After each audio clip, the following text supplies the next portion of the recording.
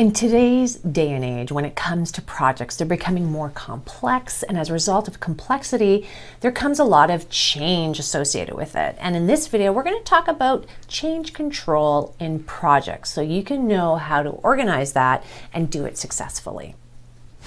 What is change control? Let's take a look at my handy dandy PMBOK from PMI.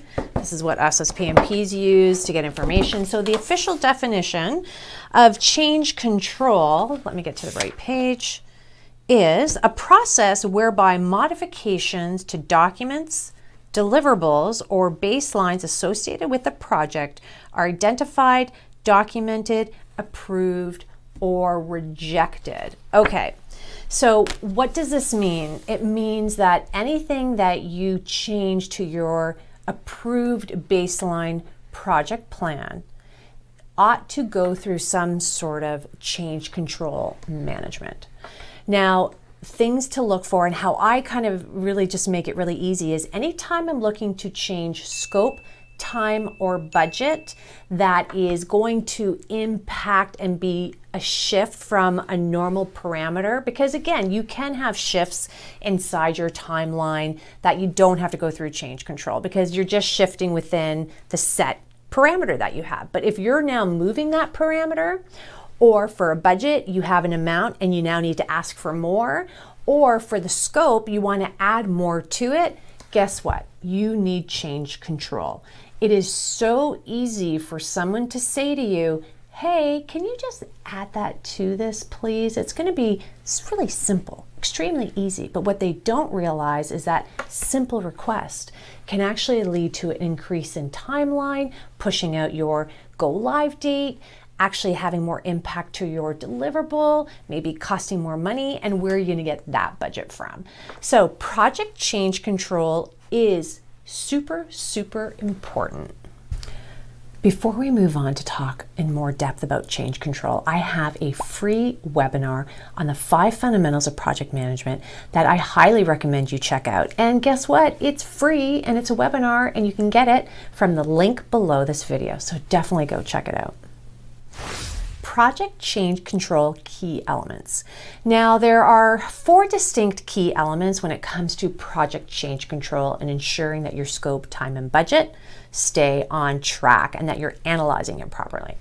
So the first one is change identification. You want to have an understanding and identify what exactly is the change that is being asked. Change analysis. Once you understand what's being identified and what's being asked of you, you now just have to analyze it to understand the impact. Change response. Once you've done the analysis and understand if you're going to take it on or not, you now have to respond to it. Are you accepting it? Are you rejecting it? Are you still going to be thinking about it? That becomes really important too. And the last is change communication. You need to now communicate what exactly have you decided to do. Are you accepting it? What's the impact? Who's impacted? Do you have to do another rendition of your project plan? If it's being declined, why is it being declined? Allowing for the person who initiated that request to let them know that it's been declined. Again, those are the 4 key elements when it comes to change control that you need to ensure that you go through from a process perspective. Project change control tools and techniques. Now, I like to keep this simple because sometimes when we think of change control, it feels extremely ominous and it's like, oh my goodness, this is going to be extremely paper heavy and a lot of work. And it doesn't have to be. If you understand tools and techniques and you make it very simple, and guess what? I streamlined it for you too because I believe in that in my online project management course, Slay Project Management. Basically, it's about using it as a technique to make sure that people who are wanting the change truly want it and are not just saying it for the sake of saying it and asking you for it, and that if the change goes through, you capture all your information. Remember, there's those 4 aspects you have to look at from a change perspective that I mentioned in the tip before. So what are some of the tools? Well, the tool is simply I call it a one-pager. It's a sheet that has very specific questions that you need to ask the person who is requesting the change.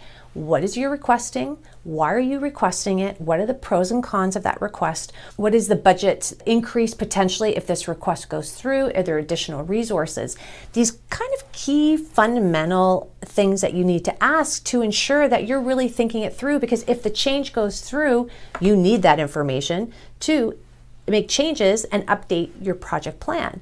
But if the change doesn't go through, there's good reason why, because you have this information to really make good, solid decisions and pass that information along to your steering committee, who can give the final yay or nay.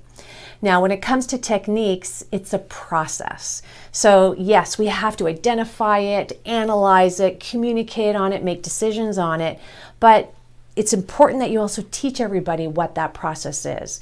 So I always say to my team members and those and stakeholders involved, if you have a change and that change is within the current parameters that we have within this project, then we probably don't need a change control, but we still have to talk about it as a team to understand what the impact is.